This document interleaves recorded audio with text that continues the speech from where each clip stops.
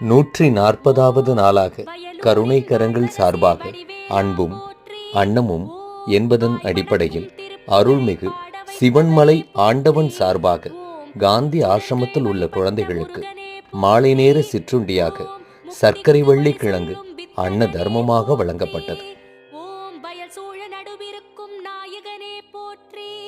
ஓம் தென்னை இளஞ்சோலை வளர்த்தென்றலே போற்றி, ஓம் என்ன குறை என்றறிந்து தீர்ப்பவனே போற்றி, ஓம் எந்த வினை என்றாலும் எதிர்ப்பவனே போற்றி, ஓம் வன்னிமர நிழலிருக்கும் என் நிறைவா போற்றி, ஓம் வந்த பிணி தீர்த்து வைக்கும் வடிவேலா போற்றி,